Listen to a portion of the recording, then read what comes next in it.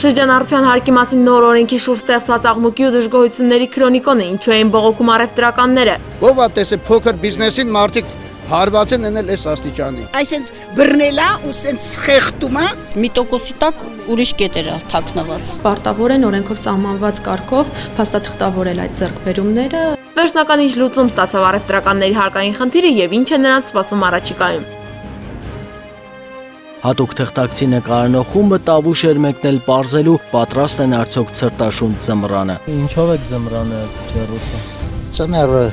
ցան է, փետ է։ Ցախ եմ հավաքի, որ ձմռան համար տաք է։ Ես չեմ ել կարամ գազ քաշեմ։ Գազը թանկ, լույսը թանկ, այդ փետն էլ արգելել են։ Ներկա գտնվող փայտանոթը արգրավված է։ Ինչքան մոտիկանում է ձմեռն, այնքան ավելի խստացնում։ 30,000 դրամ նպաստով ինչ կարաս անել։ Բայց թե մի կտոր հաց ուզում եմ ուտեմ ապրեմ։ Մարդիկ աշխատանք չունեն ու ընտանիքը պահելու համար դիմում են բնության օգնությանը։ Որն է մանկատները բեռնաթափելու լավագույն ուղին, խնամատար ընտանիքներում մեծացած ծնողազուրկ երեխաների ճակատագրերն ու խնամատարության ինստիտուտի կարևորությունը։ 4 դասարան եմ սովորում։ 7 տարի է ինչ մեր տանն է։ Ես իմ տունն եմ համարում, իրանց իմ ծնողներն եմ համարում։ Ինչքան վատ են տանիքը մանկատանից լավ է։ Մենք Սարգիսի համար կարելի ասել կյանքներից կտանք։ Անծանոթ մարդ հետ դաստիարակեցի, սարքեցի մարդ։ Ես իրան շատ եմ սիրում։ Փողով մանկատան երեխա պահելու տարբերակ, թե բարի գործ, ինչ է վերջո խնամատարությունը։ Հոկտեմբերի 1-ից ուժի մեջ մտավ շրջանառության հարկի մասին նոր օրենքը։ Առևտրային գործունեություն ծավալող փոքր, միջին եւ ընտանեկան ձեռնարկատիրությունների համար հարկը նվազեց, սակայն օրենքը շարունակեց դժգոհությունների տեղիք տալ։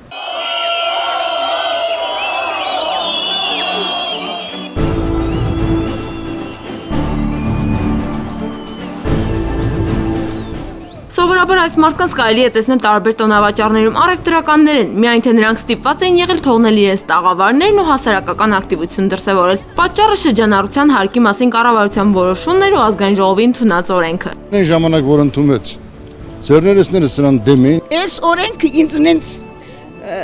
ինչպես կարելի ասել, այսինքն բռնելա ու սենց խեղդումա Ով ատես է փոքր բիզնեսին մարդիկ հարված են էնել այս աստիճանի։ Թող բարի լինեն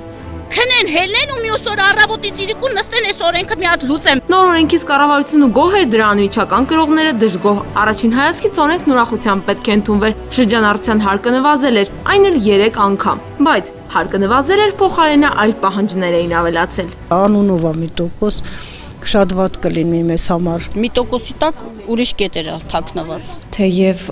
հարկը շրջանառության նվազում է մինչև 1%, սակայն այնպիսի պարտադիր փաստաթղթավորման պահանջ է նախատեսվում, որը ներկա պայմաններում ողջամիտ չէ։ Մտցվել է պահանջ, որ բոլոր առևտրական գործունեություն իրականացնող տնտեսվարող սուբյեկտները ապրանքների ձեռքբերման եւ ձեռքբերումների մասով առհասարակ պարտավոր են օրենքով սահմանված կարգով փաստաթղթավորել այդ ձեռքբերումները։ Մենք եղել ենք այն կազմակերպություններից, որ շարունակ պահանջել են կառավարությունից իջեցնել շրջանառության հարկը։ Շրջանառության հարկի նվազեցումը միայն հայրենական ապրանք արտադրողների միության օրակարգում չի եղել։ Գործատուների միությունում եւս այս ուղղությամբ աշխատել են ու կառավարության հետ պայմանավորվածություն ձեռք բերել։ Եթե փաստաթղթավորումը չի ապահովում, նա մնում է 3.5%-ի տակ էլի աշխատելու իրավունքով։ Իսկ եթե ապահովում է 80% եւ ավել, ասենք լիարժեքությանը մոտիկ, ապա գնում է 1%-ից տակ։ Չգիտեմ ինչ տեղ ունեցավ, բայց նոր կառավարությունը միանգամից մի մոդել դրեց, միանգամից 1%, բայց 100% փաստաթղթավորում։ Օրենքի փոփոխված տարբերակի պահանջով ցանկացած փոքր եւ միջին ձեռներեց պարտավոր էր նախ մինչև հոկտեմբերի 10-ը գույքագրել ունեցած ապրանքը։ Օրենքի այս պահանջն առևտրականների կարծիքով ոչ թե կխանգարի իրենց աշխատանքին, այլ կխափանի այն։ Էս է իմ տեղս։ Մի հատ էլ նստելու տեղ ունեմ։ Ես այս ապրանքը որտեղ եմ թափում, մեկ գրեմ, հաշվառեմ։ Հետո ձմեռ այնքան մեր մոտ ցուրտ տալինում, որ իսկի չեն կարող մանրը հետ տանք։ Հնարավոր չէ, որ մենք նստենք մեկ գրենք գույներով, ռազմերով։ Այդքան թղթաբանությունը մի հատորի չափ է դա։ Առնվազն ուրեմն առևտուրը պիտի դադարենք, մենք անցնենք թղթաբանությանը։ Բայց դա հնարավոր չի։ Ոչ խանութ է, ոչ հարմարություն ունենք, ոչի բան չունենք։ Մտչե փռում ենք 2 ժամ անցնում է, այսքանը սաղ մեկ բերում ենք փռում ենք։ Մեկ էլ հավաքում ենք 2 ժամ էլ, այն մնացած էլ թղթաբանություն կան, հնարավոր չի։ Մեզ մոտ հնարավոր չի։ Չենք ուզում, այլ լավագույն ասել որ հավաք եք գնացեք, հաստատ ինչ որ թվաբանություն անենք։ Դող դղալոստը հազիվ կանգնում են, sense կուչ եկած։ Մի հատ էլ թղթաբանություն է։ Մենք թղթաբանությունից խուսափում ենք, որ մի ապրանքը մի մարդը 5 անգամ տանում վերում է։ Մենք դա ոնց ենք անելու։ Որոշ դեպքերում ապրանքի գույքագրումը կարող է իսկական պատուհաս դառնալ առևտրով զբաղվողի գլխին։ Օրինակ տարբեր ռադիոմասեր վաճառող խանութների դեպքում յուրաքանչյուր դետալ պետք է իր բնութագրիչներով ու հատկանիշներով տեղ գտնի փաստաթղթում։ Ռադիոդետալները խանութներում 10,000, 20,000 միջև անվանում ունեն։ Եվ մի դետալից կարող է լինի ընդամենը մի հատ, 5 հատ կամ 10 հատ։ 20,000 թերթ եթե ունենա մեկը փաստաթուղթ, դա Ռաֆու Սամվելը մոտ 350 Ջանոց գիրք է, հիմա պատկերացնում եք Ռաֆու 10 հատորն իրար հետ, այդքան փաստաթուղթ ունենա մի ձեռնարկատերը եւ դապտի վարի նա այդ հաշվարկներն ինքը պիտի իրականացնի։ Ֆինանսների նախարարությունում հորդորում են չանհանգստանալ, սա ոչ թե մշտական, այլ մեկանգամյա գործողություն է լինելու։ Հոկտեմբերի 1-ից 10-օրյա ժամկետ է տրվել, այսպես ոնց որ գրեյս պերիոդ է տրվել, որ իրանք կարողանան այն ապրանքները, որոնք մինչև օրենքի ուժի մեջ մտնելն են ձեռք բերել, այդ ապրանքների պարզապես ցանկը ներկայացնեն, որ ես ունեմ այսպիսի ապրանք հոկտեմբերի 1-ի դրությամբ ու այս դուք հարկային մարմինի իմացի, որ ես այս ապրանքները միգուցե եւ բերել եմ ձեռք եմ բերել առանց փաստաթղթերի մինչև օրենքի ուժի մեջ մտնելը։ Շրջանառության հարկի մասնի օրենքի երկրորդ ու ամենակարևոր պահանջն արդեն ապրանքի ձեռքբերման փաստաթղթերը ներկայացնելն է։ Ինձ ձեռքբերող այնպիսի փաստաթուղթ է տալիս, որ ցանկացած պահի կարելի լինեն նույնականացնել փաստաթուղթը ապրանքի հետ։ Այսինքն ինձ մոտ երևալու է սպիտակ գույնի գրիչ 60 դրամով ձեռք եմ բերել։ Այսինքն իրենք ոչ միտեղ չեն գույքագրելու այս պահը, որ անցնի գույքագրման, ոչ միտեղ չեն գույքագրելու։ Պարզապես տեսուչը մտնելու է, ասի քո տաղավարում դրված էր այս գրիչը, խնդրում եմ ցույց տուր ինձ այս գրիչի ձեռքբերման փաստաթուղթը։ Առևտրականները դժգոհում են որոշ դեպքերում ապրանքի ձեռքբերման հաշիվ ապրանքագիր ունենալը պարզապես անհնարին է։ Ինչ ձեռքս անում, տնից լիքը բան եմ տանում, վաճառում, որտեղ ինչ փաստաթուղթ դնեմ։ Պատկերացնում եք, որ դուք փորձեք մի ձեռներեցի տանեք ձեր գնաց, ասենք մի վերարկու, որ երբևէ չեք հակել, տանեք դա խնդրեք վաճառի։ Հիմա ո՞նց ենք անելու դա, ինչպես պիտի դա փաստաթղթավորենք, որտեղից ենք բերել։ Սա այն դեպքերի մասին, երբ իսկապես հաշիվ ապրանքագիր չունենալն օբյեկտիվ գործոններով է պայմանավորված։ Առևտրականներին անհանգստացնում է մյուս դեպքը, երբ ստիպված կլինեն ապրանքի ձեռքբերման փաստաթուղթ պահանջել իրենց մատակարարող խոշոր ընկերություններից։ Ձեռքբերման փաստաթղթերը, ուրեմն բոլորը չի որ կարող են ճարը։ Դուք շատ լավ գիտեք, որ ներկրողների մեծ մասը հիմնականում խոշոր ներկրողներ են, եւ խոշորը փոքրին ուղղակի փաստաթուղթ չի տալի։ Ով է մեզ ֆակտուրա տալու։ Թուրքիայում գնամ ով կտա ֆակտուրա։ Ոչ մեկ չի տա։ Ես եթե գնամ նիսյա ապրանք բերելու, կոնկրետ ես նիսյա եմ բերում, ես նախ գումար չունեմ։ Ինձ նիսյայի համար ով ռիսկի կդիմի, ասենք թե 300,000-ի կուրտկա ես բերել, ինքը հանի քեզ փաստաթուղթ տա, եկուս դու հրաժարվես, ասես փողը տվել եմ։ Փաստաթուղթը կոմոդ է, չէ՞, դու չեն տա, նիսյա ապրանք չեն տա, նշանակում է այս օրենքով մեր ժողովրդի ռայոններից սկսած սա մեծ մասը նիսյա են աշխատում։ Նշանակում է բոլորը առաջին այդ նիսյա աշխատողները կմնան նստած քարերի վրա։ Օրենքը եւ փաստաթղթերի պահանջը ոչ թե փոքր բիզնեսին վնասելու, այլ խոշորների շուկան վերահսկելու համար է, կառավարության վստահեցումն է։ Ամբողջ խնդիրը դրված է, որպեսզի ստվերից խոշոր հարկ վճարողներին դուրս բերեն։ Ուզում եմ մանրի միջոցով տեսնի, թե ինչ պիսի ծավալներ կան։ Պետությունը ասում է, ես ուզում եմ ստվերի դեմ պայքարել, ես ինչ որ մի օր մի տեղից պիտի սկսեմ, թե չէ։ Ասում են դուք գիտեք ինչ կա, դու գնա, ասա ումից եք դուք ապրանք վերցնում, նրանց բերեք տվեք մեզ, մենք էլ իրաց դատենք։ Ուրեմն դուրս է գալի, որ այս փոքր բիզնեսի բոլոր աշխատողները պետքա գործ տվողի դերում լինեն։ Կարող է այս գործիքը այդքան հաջող չի դեռ, որովհետև օրենքը հապճեպ ընդունվեց, եւ սա առաջացրեց խուճապ։ Առևտրականները վստահ են ստվերը չի վերանա, փոխարենը կավելանա իրենց գլխացավանքը։ Հիմա մի հատ հաշվապահ պիտի պահես, որ այդ հաշվարկը ամեն օր անի։ Մի հատ մարդ պիտի տանի բերի։ Այդ անհատ ձեռներից առավոտը գնում է, բացում է իր կրպակը, նստում է կողքը, իրիկունը տուն է գնում։ Այդ ինչքան փող է ստանում, որ նա այդքան հաշվարկներն անի, այդքան մարդկանց հետ աշխատի։ Հաշվապահ պետք է լինենք, որ ուղղակի կարողանանք այդ ամեն ինչը անենք, չենք կարող։ Դա նշանակում է, որ մենք միշտ սխալ ենք լինելու, միշտ տուգանքի ենթակա մարդ ենք լինելու։ Երբ հարկային մտավ շուկա, ստրեսի տակ ով շաքար չունի, շաքար ստանա։ Մենք կարմիր քարտ ենք ցույց տալիս իրենց այս նոր օրինագծին, այս ընդունված օրենքին։ Այս բոլոր մտահոգությունները եւ օրենքի դեմ իրենց բողոքն արտահայտելու համար սեպտեմբերի 23-ին առևտրականները հավաքվեցին կառավարության մոտ։ Հիմա մեկը իշնի։ Նրանք փակեցին Տիգրան Մեծի պողոտան եւ պահանջեցին վարչապետի հետ հանդիպում։ Հենց այդ հավաքին մասնակցելու պատճառով ոսկու շուկայի առևտրականներից շատերը զրկվեցին իրենց տաղավարներից։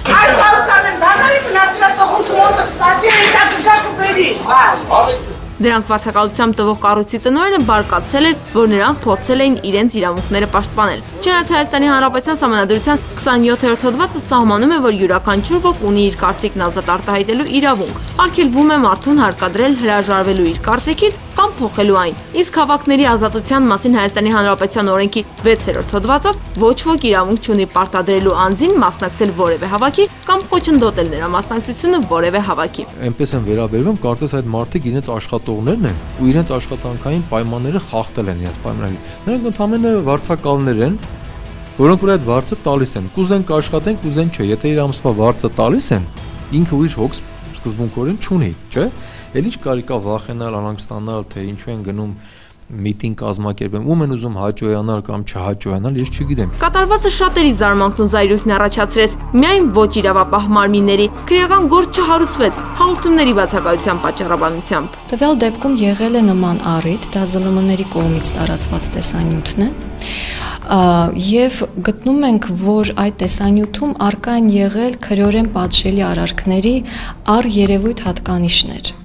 Օրինակ, ուրիշի գույքը վնասելը կամ ինքնիրավչությունը։ Իրավապահները գործի անցան միայն 2 շաբաթ անց, երբ դեպքի մասին հաղորդում ներկայացրեց հասարակական կազմակերպություններից մեկը։ Չնայած հավաքի մասնակիցների նահաբեկելու նախադեպին, առևտրականների ցույցերը չդադարեցին նաև հետագայում։ Արդեն ազգային ժողովի մոտ հավաքված ցուցարարների հարցին լուծում տալու նպատակով օրենսդիրի ոչ իշխանական թևը արտահերթ նիստ գումարելու առաջարկով հանդես եկավ։ Ստորագրություններ հավաքել արտահերթ նիստ հրավիրելու մասին։ Եկեք այսօր մենք իսկապես ազգային ժողովի հեղինակությունը հաշվի առնելով մենք քննարկում կազմակերպենք իսկապես այս հարցին լուծում տալու համար։ Արտահերթ նիստը սակայն այդպես էլ չկայացավ, քվորում չլինելու պատճառով։ Որովհետև հանրապետական կուսակցությունը չէր մասնակցում։ Արտահերթ նիստը տեղի չունեցավ, սակայն հարցը խորհրդանում բուռն քննարկումների առիթ դարձավ։ Ամենահրատապը նա է, որ հազարավոր մարդիկ ճաղերից այն կողմ կանգնած են։ Մենք հրատապ պետք է լուծում գտնենք եւ ժամանակավոր կասեցնենք, միջև համակարգային լուծում տալը։ Բերեք ոնց կար դες թողենք մարդիկ այդան աշխատեն։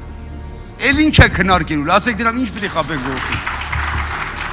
Ազգային ժողովի падգամավորի խոսքին ծափեր հետևեցին, սակայն անգամ դա ոչինչ չփոխեց, խորհրդարանական մեծամասնությունն անդրդվելի մնաց։ Բերեք ագրաս սաղս նստացանք, տղամարդավար մի հատ քվեարկենք, որ այդ չանցավետ օրենքը բրծեցրեք։ Մի հատ էլ լմի 10 օր պիտի քննարկենք, մի 20 օր պիտի քվեարկենք։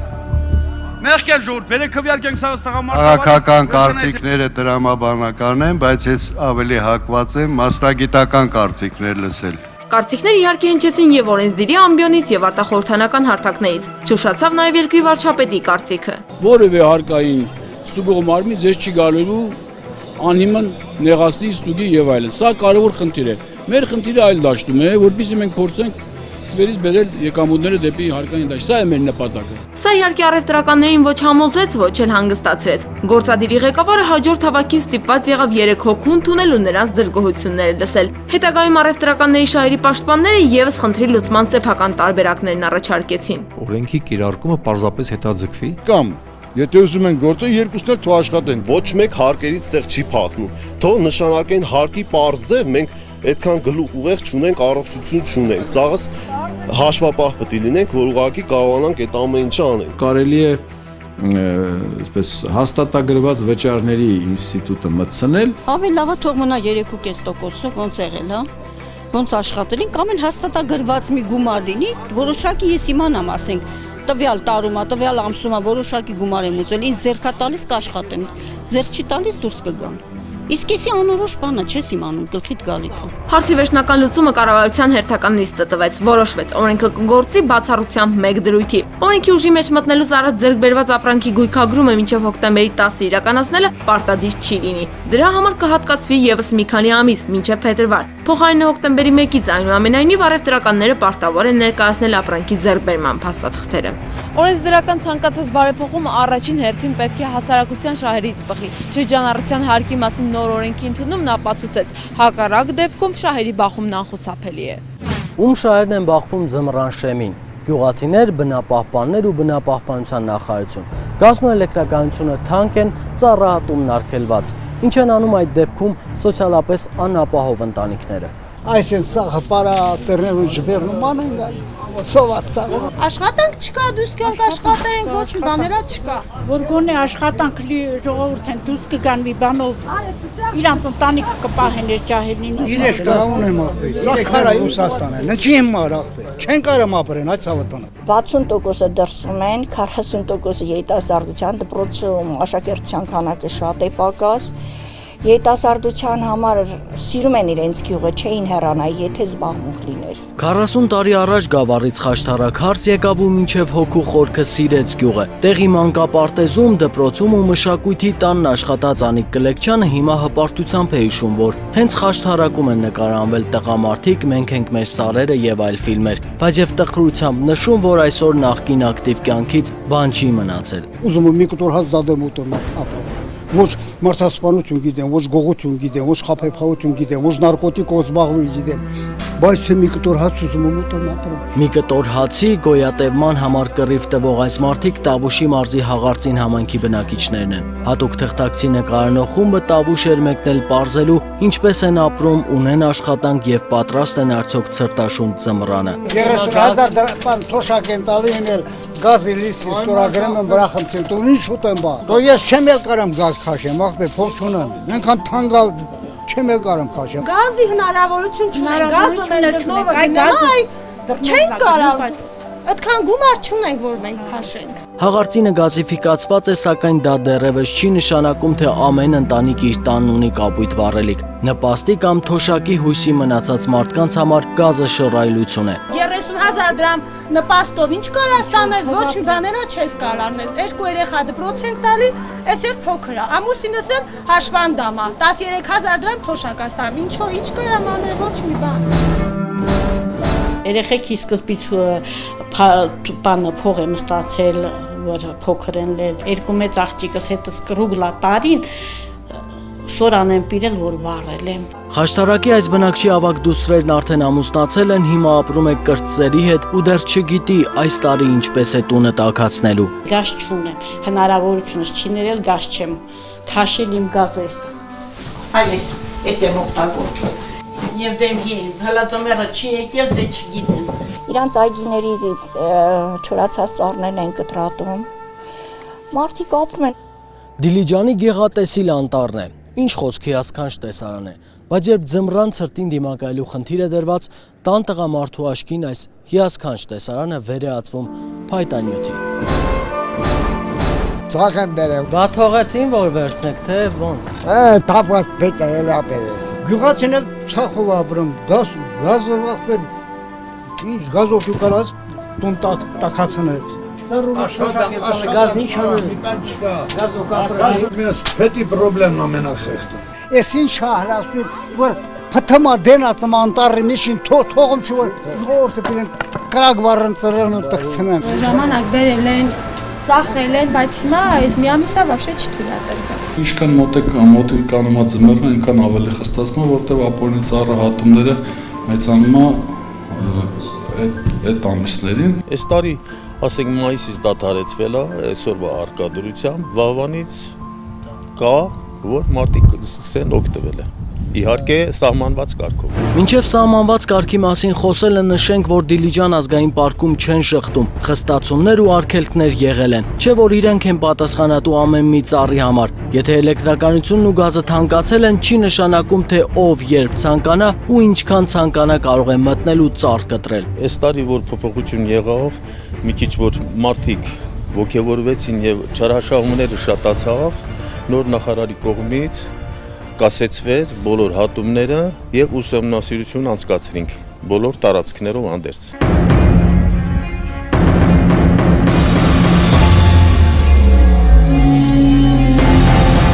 Նոր կառավարություն ու բնապահպանության նոր նախարար Արամայիս Գրիգորյանի պաշտոնավարման առաջին ամիսները նոր բացահայտումներով նշանավորվեցին։ Այս երկու ամսվա մեջ կատարել ենք շրջայցեր օպերատիվ աշխատանքներ տեխնիկության կողմից։ Վերջինը կատարել ենք 3, հայտնաբերել ենք 10 ապօրինի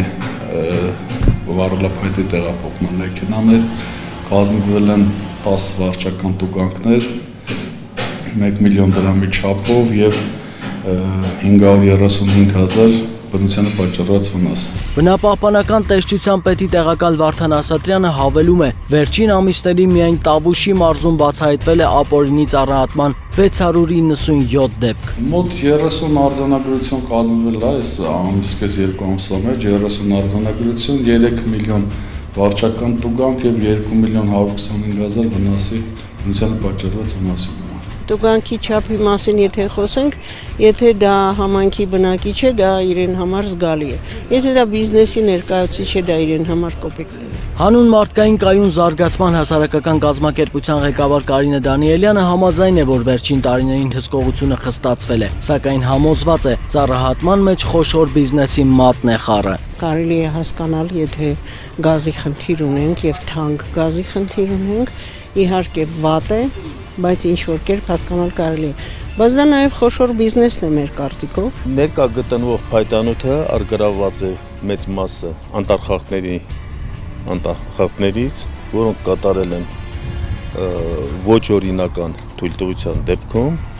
եւ մենք հայտնաբերել եւ արգրավել ենք տվյալ փայտանյութը։ Խոշոր բիզնեսի ձեռքով թե հասարակ գյուղացու ծառահատվել է ու հիմա արգրավված փայտանյութն ազգային պարկի տարածքում է, մեղավորներին պատժելու գործն էլ ընթացքում։ Ներքին օրգաններում գործ է հարուցված մարդկանց վրա, քրեական պատիժը կայանում է 200-ից սակագնի 200-ից բարձրի դեպքում քրեական գործ է հարուցվում։ Իսկ մինչև 200,000-ի դեպքում սակագնի մենք արձանագրություն ենք կազմում հանձնաժողովով տնօրենի ղեկավարությամբ ուղարկում ենք մարզային բնապահպանական պետական տեսչություն եւ ընթացքը տալիս են տեղում։ Աշխատակիցների քանակը բավարար է լիարժեք վերահսկողություն։ Իհարկե ոչ։ Միշտ չի բավարարում աշխատողների քանակը։ 33675 հեկտար տարածք ունեցող Դիլիջան ազգային պարկում օրինակ կա 44 անտառապահ։ Փոքրաթիվ աշխատակիցները չեն կարող առանց համապատասխան տեխնիկայի հսկել շատ դեպքերում անանցանելի տարածքները։ Հաղարծինում նեղսրտեցին, թե ինչու Սևանում ձկնորսներին չեն պատժում, իսկ իրենց ծառ կտրելու համար տուգանում են։ Կարելի է համաձայնել կամ ոչ, բայց որ եւ Սևանի ավազանում եւ Դիլիջանի հարակից գյուղերում մարդիկ աշխատանք չունեն ու ընտանիքը պահելու համար դիմում են բնության օգնությանը, այդ հարցում նրանք նման են։ Եթե իրենք մտնեն այդպես ընկած շիվեր բան հավաքեն, դա չի կարելի։ Շիվեր կառավարության որոշում կա, յուրաքանչյուր ընտանիքին 8 խորանարդ մետր շիվեր, ճախճուղ կոչվում է։ Քվարուս թորը տնացել է իշով, այսքան ճախ էր ապետ, վակի որ պիրից մեր վարի, ծրից խլել է։ Երբ որ մեր ազգաբնակությունը մտնում է անտառից, որպեսզի չորացած ճյուղերը, ընկած ծառերը թափուկ հավաքի տան, այդ ժամանակ նաև կան մարդիկ, որոնք այդ առիթից օգտվում են, ուղղակի թամ ծառերը կտրում են եւ ճյուղերը լցնող են տանում։ Ցախը լեմ ասենք թելը որ նկատողություն չէ ստանում, ասենք թելը արկելամ չեն, այդ ցախը էլի դեպի ծառեր կտրելու համար են խոսում, ասենք թելը տուգանը։ Ազգային պարկի տնօրինության հետ համաձայնության գալով կարող են նաեւ ընկած ծառերը հանել, այնտեղ նաեւ ազգաբնակությանը տրվում է թափուկ վառելափայտ, որը շատ էժան։ Հնարավոր է ամեն դեպքում ինչ-որ պետականորեն, այսինքն օրինական ձևով վաճառ գյուղացիներին ամեն։ Միմիայն կամատապալ եւ ձյունակոտոր փայտանյութի հաշվառումից ունենք հաշվառված մոտ 3000-ին մոտ խորանար մետր հաշվառված փայտանյութ, որը վաղվանից եւ այդ տնօրենի իհարկե իմացությամբ մարդիկ հավաքելու են եւ համապատասխան փաստաթղթերով ներկայանալու են ազգային պարկ մուծումից, պետական մուծումից հետո գնալու իրենց փայտանյութը տեղափոխելու են իրենց։ Չկանա մուծումը, եթե կարող։ Մուծումը մի խորանարդ մետրը 5.5 Կուբը 10,000 դրամաշին է, նախ տտյակյանալ մուծը իգրը պապուտի, իրեր ճարամը։ Սրատ հվակր դես կուբը 10,000 մանը դրամ դես տանել մուծել որ թուր։ Ես հավաքած, հա,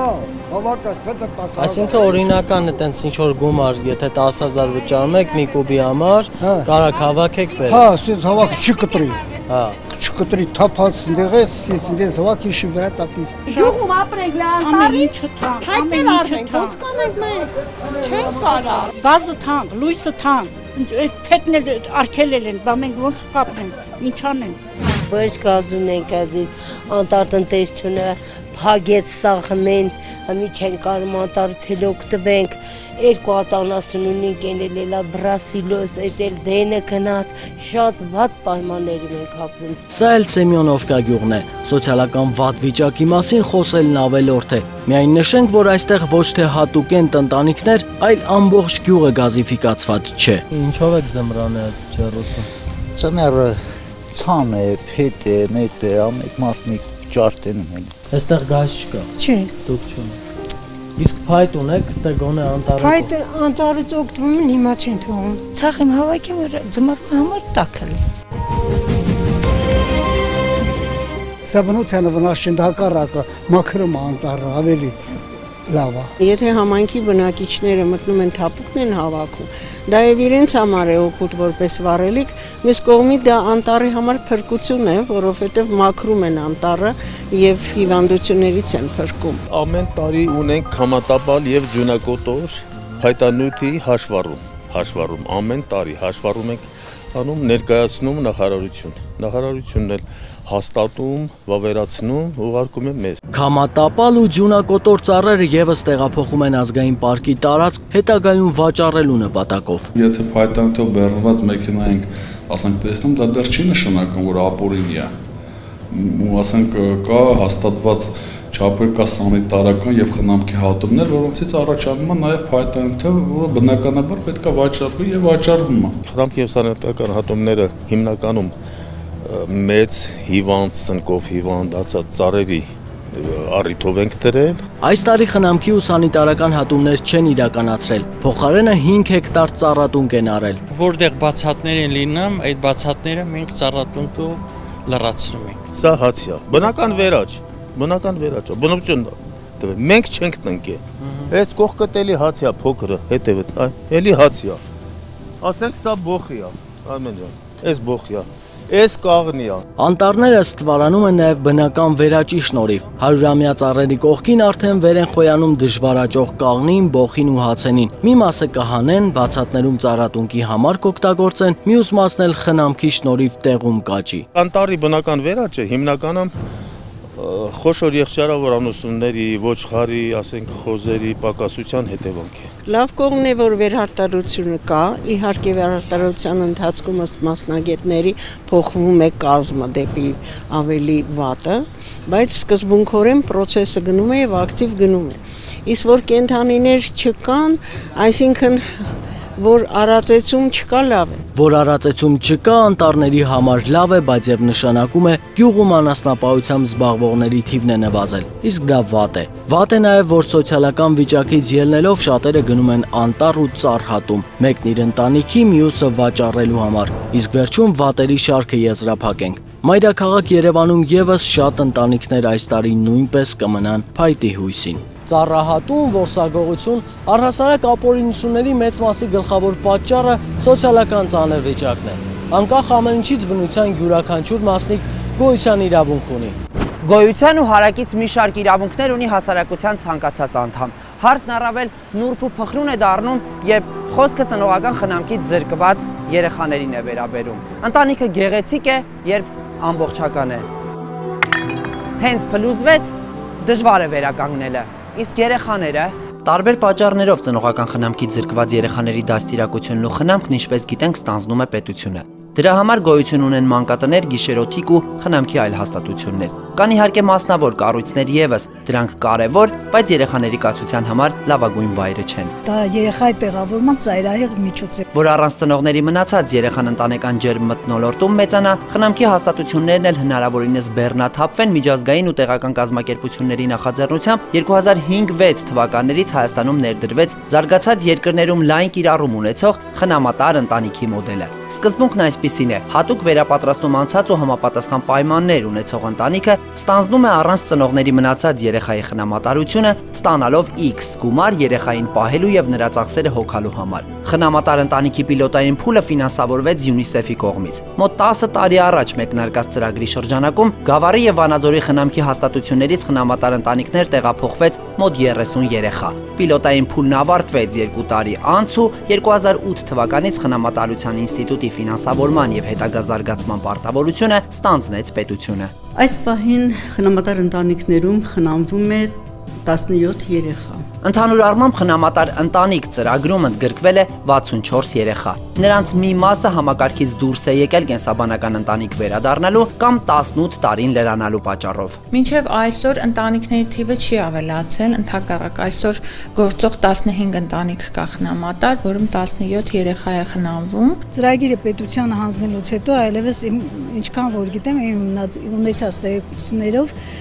որևէ նոր խնամատար ընտանիք չի կազմվել։ Սա այն դեպքում, երբ պետական ծրագրով խնամատար ընտանիքների համար յուրաքանչյուր տարի նախատեսվում է 25 երեխայի տեղ։ Գրեթե միշտ դրանք թափուր են մնացել այն պարագայում, երբ խնամատարություն ստանձնելու պատրաստ ընտանիքների հայտերը շատ են։ Մի տեսակ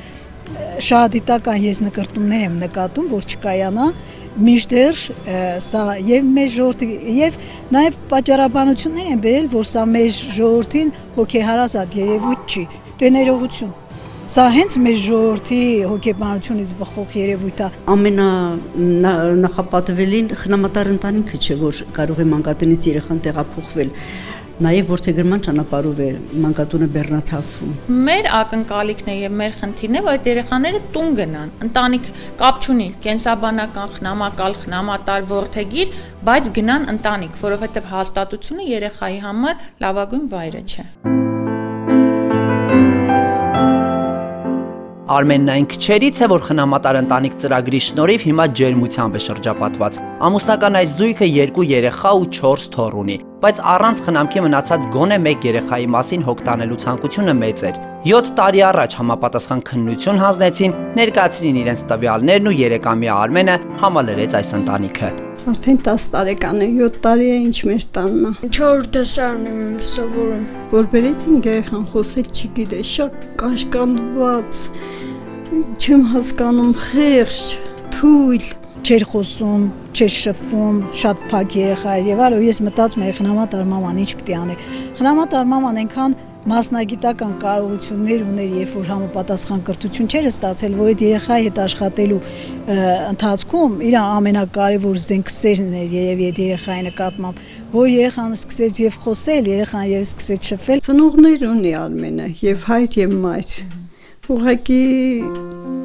ինչ են թողել երեխուն, ինչ են գցել մանկատուն։ Խնամատար ընտանիքում ընդգրկվածներից ամենափոքրը Արմենը 8 տարեկան հասակում է իմացել, որ հայրն ու մայրն իր ծնողները չեն։ Դպրոցում լսածի մասին հարցրել է մորը, ստացել ճիշտ պատասխան։ Ճիշտն ասած, այդ պահենք շատ վատ տարավ, շատ վատ։ Նրա այդ ապրումները Կենսաբանական ծնողների մասին երբևէ չեն լսել։ Երեխայի հետ այնպես են կապվել, որ առանց նրա կյանքը չեն էլ պատկերացնում։ Եթե հանկարծ հայրն ու մայրը չհայտնվեն, այդ երեխին որպես ինձ երեխա ընտանիքով ապահովեմ, ամեն ինչով,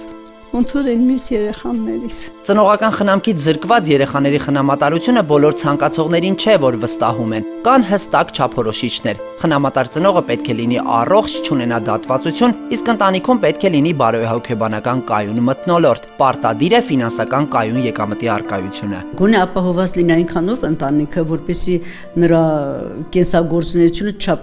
չկարգավորվի երեխայի համար տրամադրված գումարի հաշվին։ Այնպես չստացվի, որ այդ երեխային վերցնում են, որ այդ գումարով ապրեն։ Իսկ գումարի չափը մեծ չէ։ Խնամատար ընտանիքին պետությունը տալիս է այնքան, որքան մանկատանը 1 երեխայի ցերեկային խնամքը կազմակերպելու համար։ Ընդհանուր առմամբ 1 երեխայի վրա ծախսվում է խնամատար ընտանիքում հայտնված երեխայի մոտավորապես 120,000 դրամի չափով գումար։ Մինչդեռ խնամքի հաստատություններում պետությունը հոգում է նաև գիշերային խնամքի ծախսերը, կոմունալ ծախսեր, գիշերային հսկիչներ ու դայակներ։ Այդ բոլորը իրար գումարած կրկնակի անգամ ավելի թանկ է, քան ասենք խնամատար ընտանիք ուղարկել է երեխային։ Ինչ վերաբերում է վերահսկողությանը, երեխային խնամատար ընտանիքին հանձնելով ու ամսական նրանց հասանելի գումարը փոխանցելով, պատասխանատուների աշխատանքն ըստ էության ոչ թե ավարտվում, այլ սկսվում է։ Ընտանիքում երեխայի խնամքին անուղղակի կերպով հետևում է երեխայի բնակության վայրի խնամակալություն ու կապակցության մարմինը։ Ընտանիքներ կան, որոնց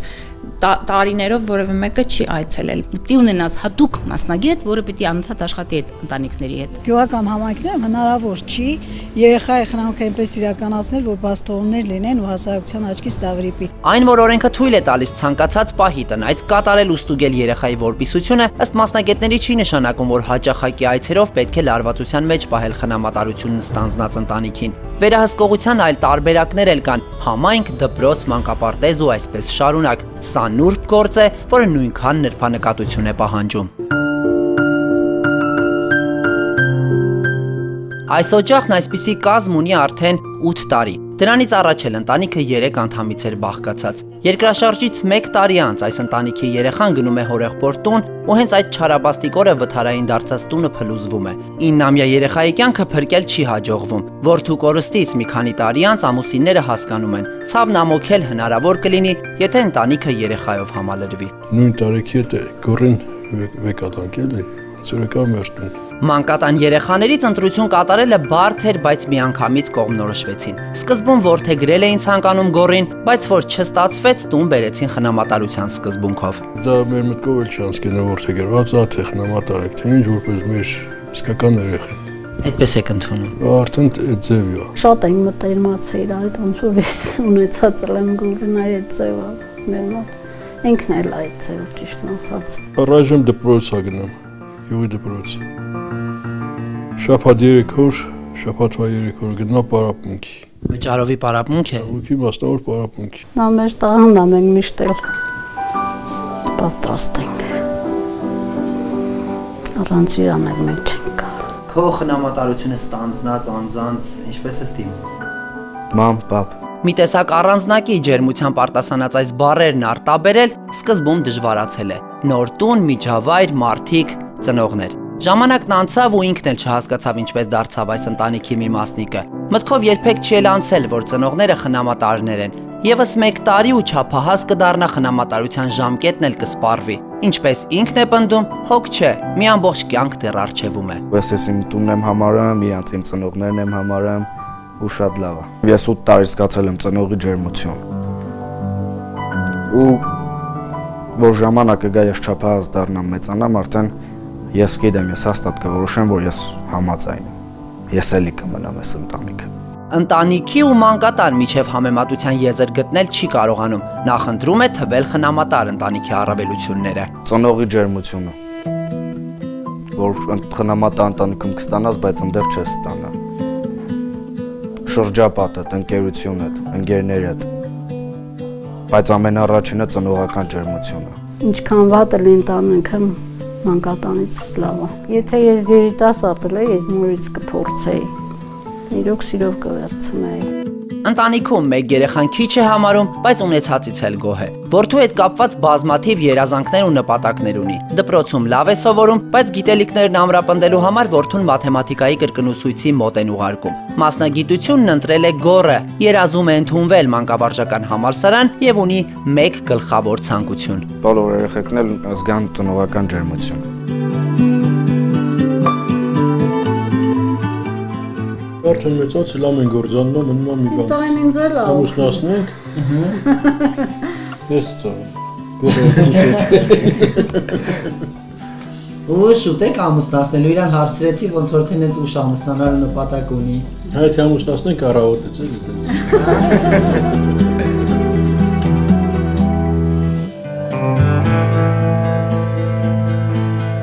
Մի բախտը ինձ վիճակվեց, որ 12 տարեկանում Վանաձորի մանկատանից ինձ տարան խնամատար ընտանիք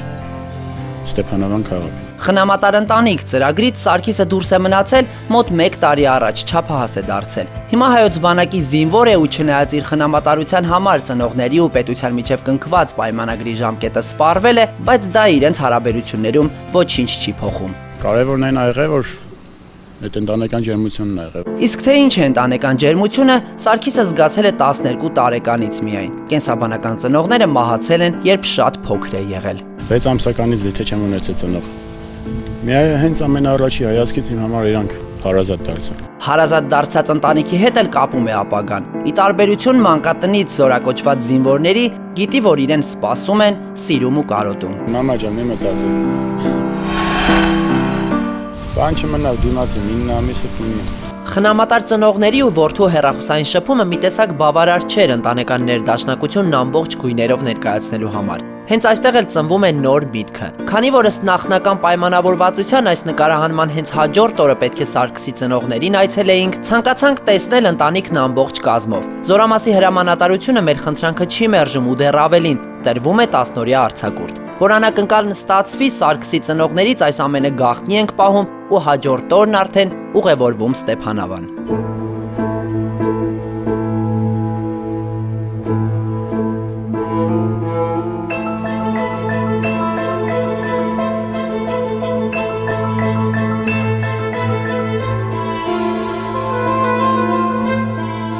Սպասում եք լավ։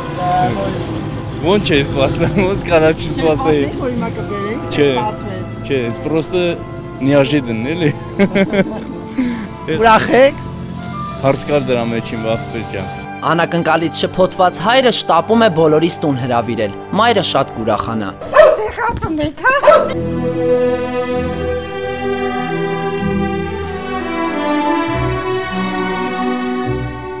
Այս տեսարանից հետո խնամատարության ինստիտուտի կայացած լինել-չլինելու մասին խոսելը մի տեսակ ավելորդ էր, բայց խնամատար մոր կարգավիճակը հաղթահարած տիկին Մարինեի տեսակետը չլսել չէինք կարող։ Որդիվներ, արդեն ենքան մենք արդեն չենք էլ հիշում այդ բաները, մոռացել ա, վերացել ա մեզ մոտ այդ բաները։ Ապրեք։ Հա, մենք չենք էլ հիշում։ Խնամատար ընտանիք ծրագրի մասին լսել են հեռուստացույցով։ Քանի որ իրենց սեփական երեխան չունեին, որոշեցին մանկատան 1 սանի խնամքը ստանձնել։ Դիմեցին, հաղթահարեցին բոլոր փուլերն ու կարճ ժամանակ անց Սարգիսն իրենց տանն էր։ Այդ որը տենց ժողովրդի մեջ տպավորված է, որ երեխաների փողի համար բացառվում է։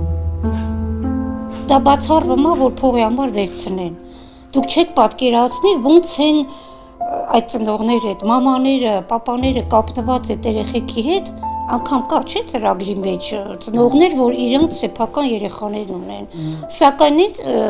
մթնոլորտ հայրանց տունը, անենց են այդ երեխեքի համար իրանք տառապում, ուրախանում, որ դա հնարավոր չի նկարագրել։ Հիմա ծնողները որդուն են համարում իրենց կյանքի գլխավոր ձեռքբերումը, որդին ծնողներին։ Մենք Սարգիսի համար կարելի ասել կյանքներս կտանք, որովհետև ինքը այնպես երեխա է մեծացել, որ մենք առանց իրա էլ չենք կարող ապրել։ Չէ՞ Սաքո ջան։ Այդ սկզբից պապայի ասել, ինքը պապայի հետ շատ շուտ է մոտեցել, հոգեպես մերվել, հետո կամա ես իրան ասել եմ, Սարգիս ջան, դու քեզ մի տրամադրի, որ ասես մամա, պապա, ոնց քեզ հարմար է, ու ինքը հենց սկզբից է պապայի ասել, հետո կամաց արդեն մամա, դե իրան մեղադրելու չի, ինքը արդեն հասկացող տղա էր, չէ՞ Սաքո ջան։ Նոր եմ ասեմ, ես իրան շատ եմ սիրում, իրան։ Մաման էլ եմ սիրում, բայց պապային ավելի շատ եմ սիրում։ Սկզբից է իրա պապային շատ սիրել։ Այ ժպիտը տենում ես, կար։ Դուք չեք խանդել պապային։ Չէ, որովհետև ինքը տղա է, սկզբից պապան, հետո մաման։ Կարեն է ժպիտը տենում ես իրա դեմքին։ Այ ժպիտը ինձ գրավեց առաջի օրը։ Հենց ամեն առաջի օրը։ Չէ, չմտածես, որ ատամես ցույց տվեն ես ոգևորվել։ Չէ, վստահ։